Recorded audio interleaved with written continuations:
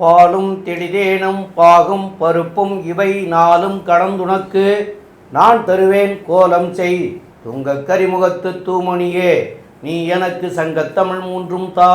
Astro பக்தி Das TV நேயர்கள் அனைவருக்கும் அநேக நமஸ்காரங்கள். சக்தி ஜோதிட குழுவின் சார்பாக மார்கழி மாத பலன்களை பற்றி பார்ப்பதற்காக வந்திருக்கின்றோம். குரோதி வருஷம் மார்கழி மாதம். இந்த குரோதி வருஷம் மார்கழி மாத பலன்களை பற்றி பார்ப்பதற்காக அடியன் சக்தி சோமையாகிய நானும் டாக்டர் KS ஐயங்கார் அவர்களும் டாக்டர் ஹரிஹர சர்மா ஐயா அவர்களும் பேச வந்திருக்கின்றோம். நிகழும் மங்களகரமான குரோதி வருஷம் மார்கழி மாதம். மார்கழி அப்படின்றத பொறுத்தளவுக்கு மாதங்களில் நான் மார்கழி அப்படின்னு சொன்னார் எம்பெருமான் கிருஷ்ண பெருமான். ஒசந்த மாதம், தனுர் மாதம் அப்படின்றது ஒசந்த மாதம். அப்போ இந்த மாதம் பிறக்கும் பொழுது இந்த காலகட்டங்களில் பெரும்பாலும் பெருமாள் கோயில், வைணவ கோயில்களில் திருப்பாவை திருவம்பாவை படிக்கக்கூடிய காலகட்டங்கள். யார் ஒருவன் திருப்பாவை திருவம்பாவை படித்தானாலோ அவனுக்கு கண்டிப்பாக மோட்சத்தில் இடம் உண்டா? மோட்சத்தில் இடம் உண்டு. நாம் செய்கின்ற ஒவ்வொரு நல்ல காரியத்திற்கும் ஒவ்வொரு பலன்கள் உண்டு. இந்த தனுர் மாதத்தில் கிட்டத்தட்ட 29 நாள் வருது. இந்த 29 நாளுமே பிரம்ம முகூர்த்த நேரம் அப்படின்றத பொறுத்தளவுக்கு கார்த்தால 4லேருந்து 6 வரலும் பிரம்ம முகூர்த்த நேரம். நம்ம இத்தனை மாதம் தூங்கிட்டு சூரிய உதயமான விட்டு எழுந்துட்டு அத்தனை பேரும் இந்த தனுர் மாதத்தில் பொறுத்தளவுக்கு பிரம்ம முகூர்த்த நேரமான 4 to 6 எழுந்தி தலைக்கு ஸ்நானம் பண்ணிவிட்டு திருப்பாவை திருவம்பாவை படித்தோம்னா நமக்கு கண்டிப்பாக மோட்சம் கிடைக்கும். சாமி என்ன சாமி எடுத்த விட்டு மோட்சத்துக்கு போகிறதுக்கு வழியை சொல்கிறீங்களே அப்படின்னா நம்மளுடைய பாவங்கள் குறையக்கூடியது அப்படின்றதான் மோட்சத்துக்கு. நம்மளோட அக்கௌண்ட்டை இங்கேயே கழிச்சாச்சு அப்படின்னு சொன்னாக்க நம்ம பரமபத வாசலுக்கோ மோட்சத்துக்கோ போகலாம். அப்போ இந்த 4 to 6 எழுந்திரிச்சிட்டு நமக்கு திருப்பாவை திருவம்பாவை படிக்க தெரியலனாலும் பரவாயில்ல, பக்கத்தில் உள்ள வைணவ கோயில்களுக்கு போயிட்டு அங்கே பாடுறதை நம்ம காது கொடுத்து கேட்டோம்னாலே பாதி பிரச்சனை சால்வ் ஆகக்கூடியது. அப்போ இந்த மாதங்களில் தனுர் மாதம், தனுர் மாதத்தை ஒரு சில பேர் சொல்லுவாங்க மார்கழி மாதம், அதனால் பீட மாதம், அந்த காலகட்டங்களில் சுபகாரியங்கள் தவிர்க்கணும். அதெல்லாம் கிடையாது. மார்கழி அப்படின்றது இறைவனுக்குள்ள மாதம். நம்ம ஒவ்வொரு மாதமும் நம்மளுடைய முன்னோர்களும் மூத்தோர்களும் ஒவ்வொரு மாதம் ஒவ்வொரு தெய்வத்துக்கும் கொடுக்கப்பட்ட மாதம். அதன்படி வரும்போது இந்த தனுர் மாதம் என்கின்ற மார்கழி மாதம் தெய்வத்துக்குரிய மாதம். தெய்வத்தை வணங்கினோம் அப்படின்னு சொன்னாக்க செய்த பாவங்கள் அத்தனையா அன்னன்னைக்கே கழியக்கூடிய காலகட்டங்கள். சரி, இப்போ இந்த மார்கழி மாதம் பிறக்கிறது எப்போ, முடிகிறது எப்போ அப்படின்றத ஃபஸ்ட்டு பார்ப்போம். 16/12/2024 மார்கழி மாதம் பிறக்குது. மார்கழி மாதம் முடிகிறது அப்படின்றது 13/1/2025 மார்கழி மாதம் முடியுது. அப்போ சற்றேறக்குறைய 29 நாள் இந்த மார்கழி மாதம் இருக்குது. இந்த மார்கழி மாதத்தில் விசேஷமான நாட்கள், அதாவது மிக விசேஷமான நாட்கள் உண்டு, விசேஷமான நாட்கள் உண்டு. அதுபடி பார்க்கும்பொழுது மாதம் பிறக்கிறது தனுர் மாத பூஜை. எப்பொழுதுமே கோயில்களில் பொறுத்தளவுக்கு இந்த தனுர் மாதம் பிறக்கும் பொழுது தனுர் மாத பூஜைகள் 27 நட்சத்திரக்காரங்களுக்கும் செய்யறதுக்கு சொல்லுவாங்க. அவங்க நட்சத்திரத்துக்கு நீங்கள் இருக்கிற இடத்துக்கு பக்கத்தில் உள்ள கோயிலில் உங்களுடைய ஜென்ம நட்சத்திரத்துக்கு தனுர் மாதத்தில் அந்த பூஜை செய்யுங்க. எப்பொழுதுமே இறைவன்கிட்ட சரணாகதி அடையும் போது அவர் நல்ல பாதையை காட்டுவார்.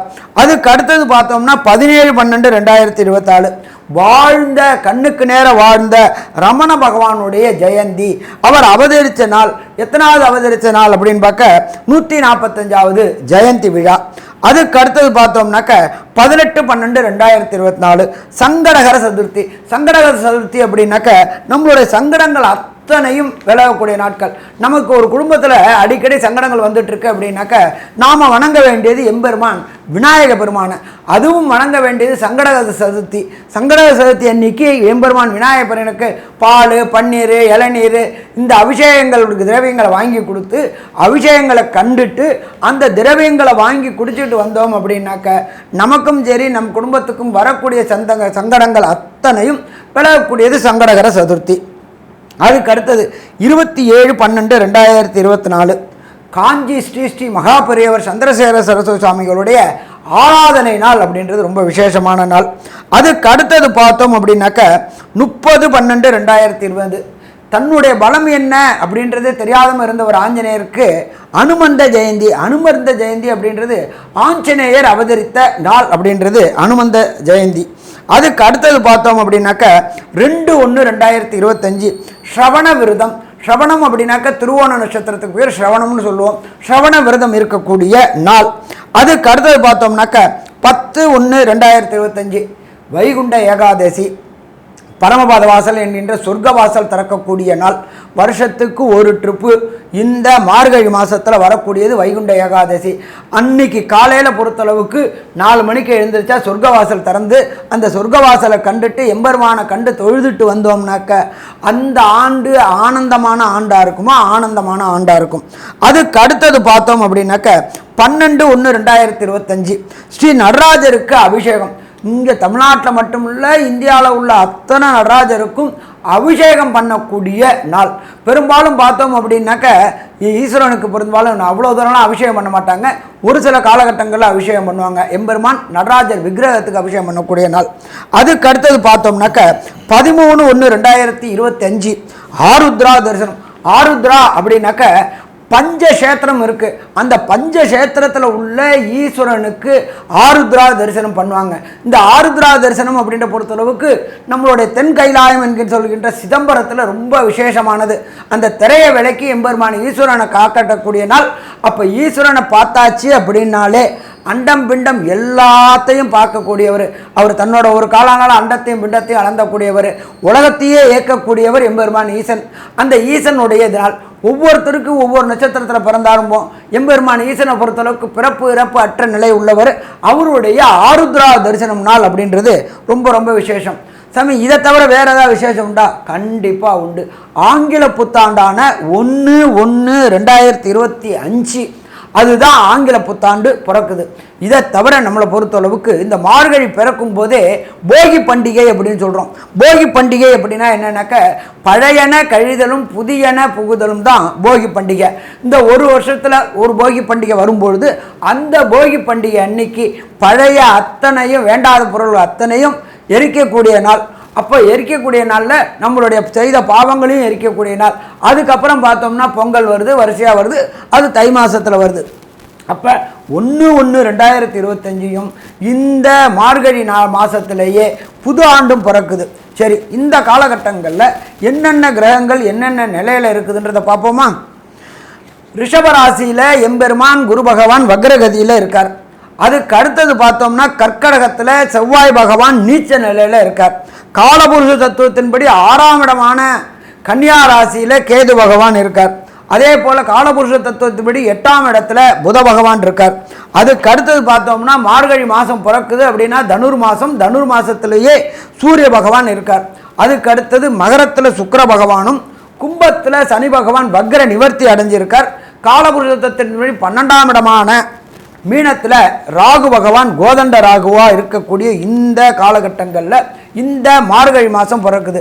அப்போ இந்த மார்கழி மாதத்தில் ஒவ்வொரு ராசிக்கும் என்னென்ன நற்பலன்கள் என்னென்ன கடுபலன்கள்ன்றதை பார்ப்போமா?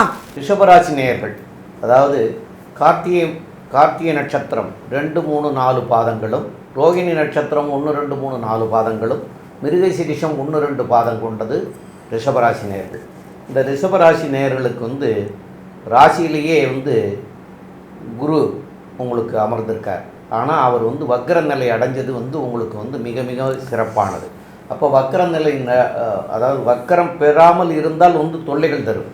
இப்போ வக்கரம் பெற்றதுனால் நல்லது. அந்தமாரி நல்லா இருக்கிற காலத்தில் உங்களுடைய ராசிக்கு 12ஆம் இடத்து அதிபதியாகிய செவ்வாயும் 3ஆம் இடத்துல முயற்சி ஸ்தானம்னு சொல்லக்கூடிய 3ஆம் இடத்துல போய் அவரும் வக்ர நிலையில் இருக்கார். அப்போது இவங்க 2 பேரும் வக்ர நிலையில் இருக்கிறாங்க. குரு ராசியிலே இருக்கார். கடகத்தில் செவ்வாய் நீச்சம் பெற்று வக்ர நிலையில் இருக்கார். அப்போது இந்த காலகட்டத்தில் உங்களுக்கு திருமணங்கள் கூடி வர்றதுக்கு உண்டான வாய்ப்புகள் மிக மிக அதிகம். அதே போல் 5ஆம் இடத்துல கேது இருக்கிற காரணத்தினால உங்களுடைய குலதெய்வ கோயில்களுக்கு போய் வழிபாடு செய்வது இந்த மாதங்களிலே போய் செய்கிறதும் சால சிறந்ததாக இருக்கும்.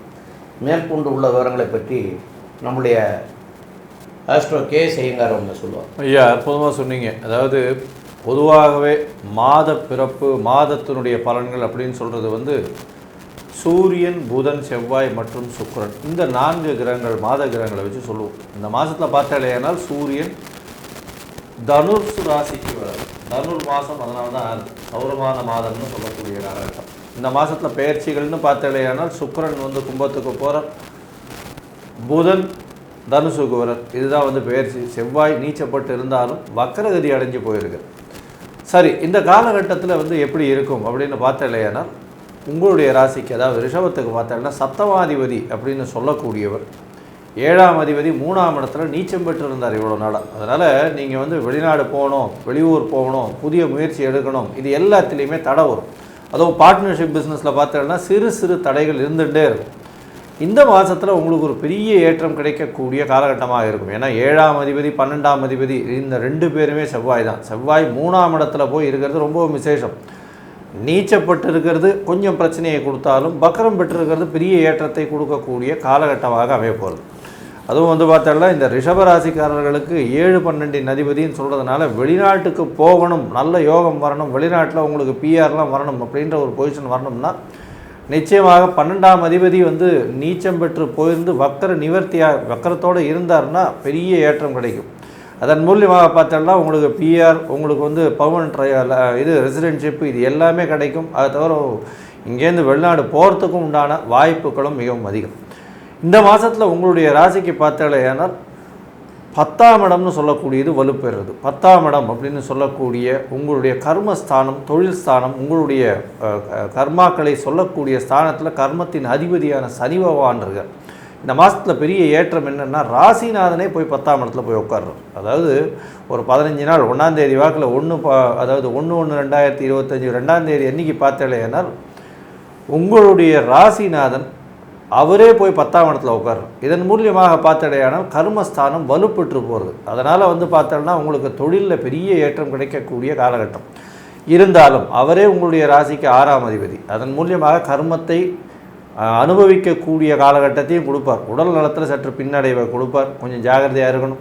அது தவிர வந்து இது என்ன சொல்கிறது, அதாவது தேவையற்ற கழிவுகள் வெளிப்போகக்கூடிய இடத்துலெல்லாம் பிரச்சனைகளை உருவாக்கக்கூடிய வாய்ப்புகள் உண்டு.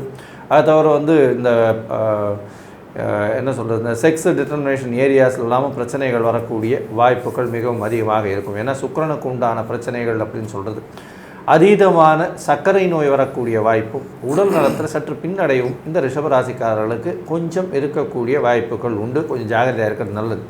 செய்யக்கூடிய தொழிலில் பெரிய ஏற்றம் கிடைக்கக்கூடிய காலகட்டமாக அமையும். தொழிலில் பார்த்தாலேயானால் நீங்கள் சொல்கிறது நிச்சயமாக நடக்கும். அதுவும் 10ஆம் இடத்துல போய் இருக்கிறதன் மூலியமாக நினைத்த காரியங்கள் அனைத்தும் நிச்சயமாக அவர் செஞ்சு கொடுக்கும். ஏன்னா ஒரு கேந்திராதிபதி இன்னொரு கேந்திரத்தில் போய் இருக்கிறது நல்ல ஒரு ஏற்றத்தை கொடுக்கக்கூடிய காலகட்டம். சனி பகவான் 9 அதிபதி வேறு. அதனால் வந்து உங்களுக்கு தர்ம கர்ம அதிபதி யோகத்தை வேறு கொடுக்குறார். 10ஆம் இடத்துலேயே போய் இருந்து ராசிநாதனும் அங்கே போய் இருக்கிறதுனால பொது வாழ்வில் இருக்கிறவங்க நிறைய சேவைகள் செய்யக்கூடிய வாய்ப்புகளும் அதன் மூலியமாக உங்களுக்கு பதவி, புகழ், அந்தஸ்து, கௌரவம், பெருமிதம் இதெல்லாம் வரக்கூடிய காலகட்டங்களும் இந்த காலகட்டத்தில் உண்டு. பணவரவிற்கு பஞ்சம் இருக்காது, கவலையே பட தேவையில்லை. மறைந்த இடத்திலிருந்து திடீர் பணவரவுக்கு வரக்கூடிய வாய்ப்புகள் உண்டு. குழந்தைகள் மூலியமாக சிறு சிறு பிரச்சனைகள் வரக்கூடிய வாய்ப்பும் குழந்தைகளுடைய உடல் நலத்தில் சற்று பின்னடைவும் இருக்கக்கூடிய காலகட்டமாக அமையும். இந்த காலகட்டத்தில் வந்து குழந்தை பிராப்திக்கு பார்த்துட்டு இருக்கவங்க அதாவது கருவுற்று இருக்கிறவங்களாம் கொஞ்சம் டாக்டருடைய அட்வைஸை ஜாகிரதையாக கேட்டு நடக்கிறது நல்லது. தனித்த கேத்து இருக்கிறதும் கேத்துவை வக்கரகுரு பார்க்குறதும் அந்த அளவு விசேஷம் இல்லை. அதனால் கருவுற்று இருக்கக்கூடிய ரிஷபராசி பெண்கள் கொஞ்சம் ஜாகிரதையாக மேனேஜ் பண்ணிக்கிறது நல்லது. இல்லைன்னா அது வந்து அபார்ஷனில் போய் முடியக்கூடிய வாய்ப்புகள் மிகவும் அதிகமாக இருக்கும். இதை தவிர பார்த்தாலேயானால் இந்த மாதத்தில் வந்து உங்களுடைய ராசிக்கு புதனும் சூரியனும் எந்த ஒரு மாற்றத்தை கொடுப்பார்கள். அது தவிர வந்து ராகுவின் 11ஆம் இடத்தினுடைய ஏற்றம் எப்படி இருக்கும் அப்படின்றத பற்றி ஐயா ஹரிஹரசர்மாகிட்ட கேட்கலாம். ஐயா நல்லா அருமையாக சொன்னீங்க ஐயா. ராசிநாதன் ராசிக்கு 9க்கு வந்திருக்கிறார். 9க்கு வந்தவரை பிரகஸ்பதியான குரு பார்க்குறார். சின்னத்திரை பெரிய திரை கலைஞர்களுக்கு நீண்ட நாட்களாக வாய்ப்பு இல்லாமல் வீட்டில் முடங்கி இருந்தவங்களுக்கு வாய்ப்பு கிடைக்கக்கூடிய வாய்ப்புகள் உண்டு. தனக்காரனான குரு பார்க்கும்பொழுது இத்தனை நாள் வீட்டில் முடங்கி இருந்தீங்க, பணத்துக்கு கஷ்டப்பட்டுட்டு இருந்தீங்க, வாய்ப்பு இல்லாமல் சங்கடப்பட்டுட்டு இருந்தீங்க, வெளியில் போகிறதுக்கே அசிங்கப்பட்டுக்கிட்டு இருந்தீங்க, அத்தனை பேருக்கும் இந்த மார்கழி மாதம் பிறக்கக்கூடிய நாளில் கண்டிப்பாக வெற்றி வெற்றி வெற்றி கிடைக்கக்கூடிய வாய்ப்புகள் உண்டு.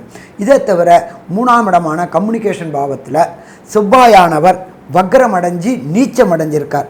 அப்போ நீங்கள் சொன்ன சொல் வெல்லக்கூடிய வாய்ப்புகள் உண்டு, கொடுத்த வாக்கை காப்பாற்றக்கூடிய வாய்ப்புகளும் உண்டு. இதை தவிர 3ஆம் இடத்துல இருக்கிற நீச்ச செவ்வாய், வக்ரமான செவ்வாய் உங்களுடைய ராசிநாதனான சுக்கிரனை சப்தம பார்வை பார்க்குறார். நீண்ட நாட்களாக வண்டி வாகனம் வீடு வாங்கணும்னு முயற்சி செய்துகிட்டு இருந்த ரிஷபராசி என்பவர்களுக்கு வண்டி வாகனம் வீடு அமையக்கூடிய வாய்ப்புகள் உண்டு. இது என்ன சாமி அப்படின்னாக்க, நிலக்காரனான பூமிக்காரகன் பார்க்கும்பொழுது, நிலக்காரகன் சுக்கிரனை பார்க்கும்பொழுது கண்டிப்பாக வெற்றி வெற்றி வெற்றி கிடைக்கக்கூடிய வாய்ப்புகள் உண்டு. ஒன்று கொடுத்தனத்தில் இருந்துட்டு இருந்தவங்களுக்கு இந்த காலகட்டங்களில் கண்டிப்பாக ஒரு காணியாத இடம் வாங்கி வீடு கட்டக்கூடிய வாய்ப்புகளும் உண்டு. இதை தவிர இந்த ஏர்டெல் கம்யூனிகேஷன், அதாவது எப்படின்னு கேட்டிங்கன்னாக்கா, இந்த ஏர்டெல் ஜியோ இதில் வேலை பார்க்கக்கூடியவங்களுக்கும் இதன் நிர்வாகிகளுக்கும் புதிய புதிய சந்தாதாரர்கள் கிடைச்சி வருமானம் அதிகமாக கிடைக்கக்கூடிய வாய்ப்புகள் உண்டு. அதே போல் ரிஷபராசியை சேர்ந்த இந்த கம்யூனிகேஷன் துறையில் வேலை பார்க்குறவங்களுக்கு இத்தனை நாளாக தடைப்பட்டுக்கிட்டு இருந்த வேலைகள், பதவி உயர்வுகள், பண வரவுகள் அத்தனையுமே கிடைக்கக்கூடிய வாய்ப்புகள் உண்டு. செவ்வாய் நீச்சம் அடைஞ்சாலும் வக்ரம் அடைஞ்சதுனால உங்களுக்கு கேட்ட இடத்துல பணம் கிடைக்கக்கூடிய வாய்ப்புகள் உண்டு. இதுவரை உங்களுக்கு தடையாக இருந்துகிட்டு இருந்தவங்க அத்தனை பேரும் விலகக்கூடிய வாய்ப்புகள் உண்டு.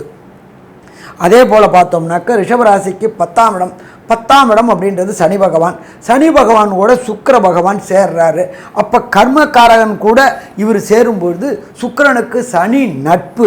அப்போ இதுவரையிலும் ரிஷபராசி சேர்ந்த நண்பர்களுக்கு தொழிலில் இருந்த முடக்கங்கள் அத்தனையும் விலகக்கூடிய வாய்ப்புகள் உண்டு. சூரியனை கண்ட பனி போல அத்தனை தடைகளும் விலகி உங்களுக்கு கிடைக்க வேண்டிய பதவி உயர்வு, பணவரவு மற்றும் இதை சேர்ந்தவங்க, இந்த ரிஷபராசி சேர்ந்தவங்க சின்ன கடையாக வச்சுருந்தவங்க இன்டீரியர் டெக்கரேஷன் பண்ணக்கூடிய வாய்ப்புகள் உண்டு. இதை தவிர ஃப்ரான்ச்சைசிஸ் எடுக்கக்கூடிய வாய்ப்புகளும் உண்டு. திடீர்னு பணவரவுகள் வரக்கூடிய வாய்ப்புகளும் உண்டு. அப்போ இந்த காலகட்டம் பொறுத்தளவுக்கு ரிஷபராசிக்கு யோகமான காலகட்டம்.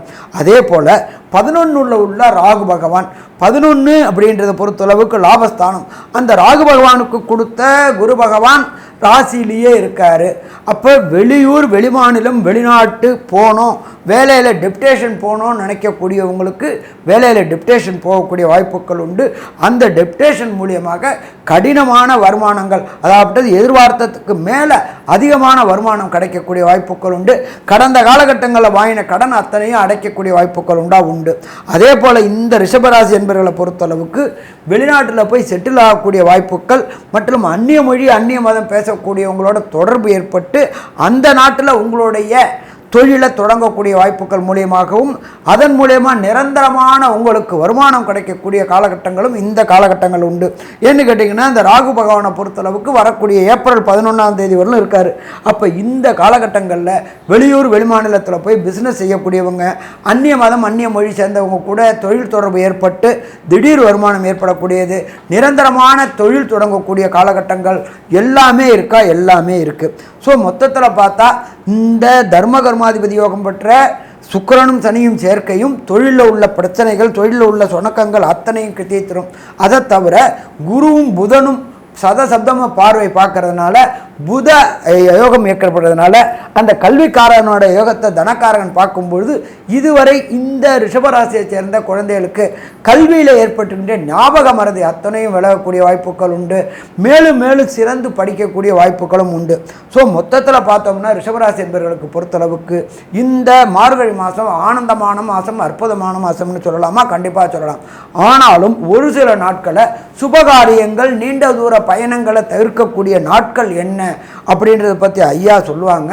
அதை தவிர இந்த ரிஷபராசியை சேர்ந்த அன்பர்களுக்கு இந்த காலகட்டங்களில் தசாநாதனோ, புத்திநாதனோ, அந்தரநாதனோ, சூட்சுமநாதனோ, பிரணவநாதனோ சரியில்லை அப்படிங்கிற டயத்தில் என்ன எளிய பரிகாரங்கள், எந்த தெய்வத்தை கும்பிட்டா பிரச்சனைகள் தீரும் அப்படின்றத பற்றி ஐயா சக்தி சோமையா அவங்க விரிவாகவும் விளக்கமாகவும் சொல்லுவாங்க.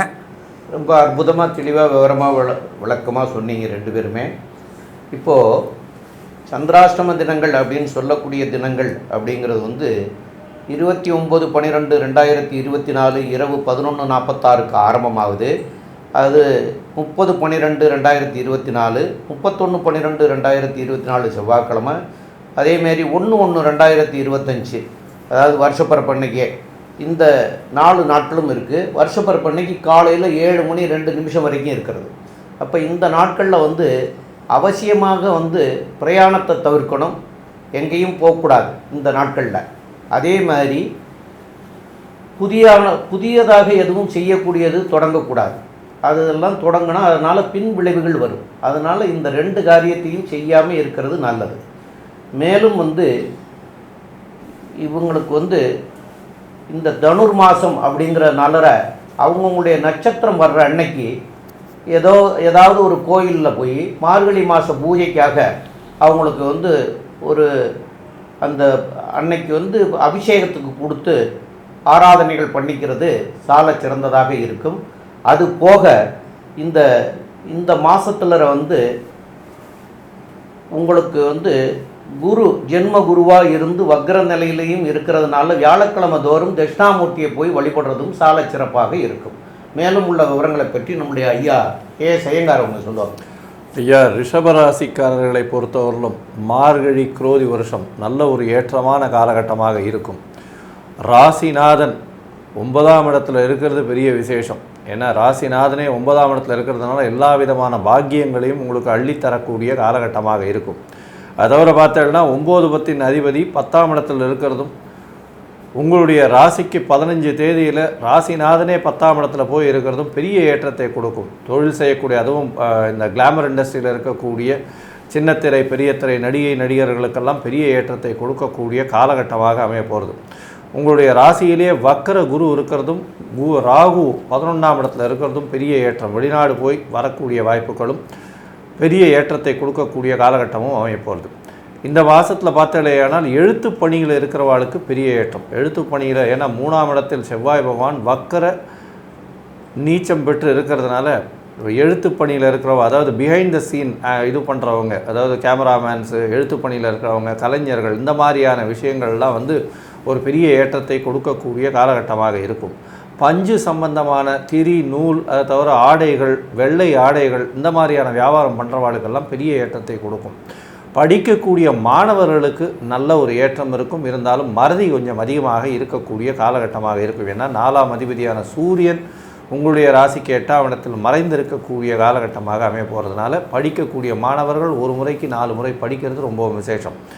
இந்த மாதத்தில் உங்களுடைய ராசிக்கு பார்த்தோம்னா புதனும் 8ஆம் இடத்தில் மறைந்து போகிறார். புதன் மறைந்தால் நிறைந்த கல்வியை கொடுக்கக்கூடிய காலகட்டம். இருந்தாலும் ஞாபக மறதி வரக்கூடிய வாய்ப்புகள் மிகவும் அதிகம். கர்ப்பிணி பெண்கள் கொஞ்சம் ஜாகிரதையாக இருக்கிறது நல்லது. திருமணத்திற்கு பார்த்து கொண்டிருப்பவர்களுக்கு கண்டிப்பாக திருமண பாக்கியம் முதல் 15 நாள்லேயே, மார்கழி மாதம் முதல் 15 நாள்லேயே பார்த்தாலேயானால் திருமண பாக்கியம் வரக்கூடிய, அதாவது கல்யாணத்தை ஃபிக்ஸ் பண்ண முடியாது, இருந்தாலும் இந்த இதுவெல்லாம் மாற்றிக்கிறது, ஏற்கனவே வச்சுருந்த இந்த கார்த்திகை மாதத்தில் உண்டான இந்த ஜாதகத்தெல்லாம் பார்த்து அதை ரெடி பண்ணி வச்சுக்கிறதெல்லாம் பண்ணலாம். இந்த காலகட்டத்தில் நிச்சயமாக அமையக்கூடிய வாய்ப்புகள் நிச்சயமாக இருக்கும்.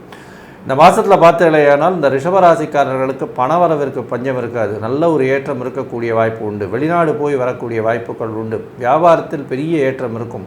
பொது காரியங்களில் நல்ல ஒரு ஏற்றம் கிடைக்கக்கூடிய காலகட்டமாக இருக்கும். பொது காரியங்களில் உங்களுடைய பதவி புகழ், அந்தஸ்து, கௌரவம்லாம் ஏறும். புதுசாக உங்களுக்கு ஒரு ப்ரமோஷன் வரும். அந்த ப்ரமோஷன் மூலியமாக பணவரவு அதிகமாக இருக்கக்கூடிய காலகட்டமாக இருக்கும். பார்ட்னர்ஷிப் பிஸ்னஸில் பெரிய ஏற்றம் இருக்கக்கூடிய காலகட்டமாக இருக்க போகிறது. மொத்தத்தில் இந்த மாதம் பார்த்தாலேயானால் இந்த ரிஷபராசிக்காரர்களுக்கு நல்ல ஒரு ஏறுமுகமாக இருக்கக்கூடிய மாதம் அப்படின்னு சக்தி ஜோதிட குழு சொல்லுது. நன்றி, நமஸ்காரம்.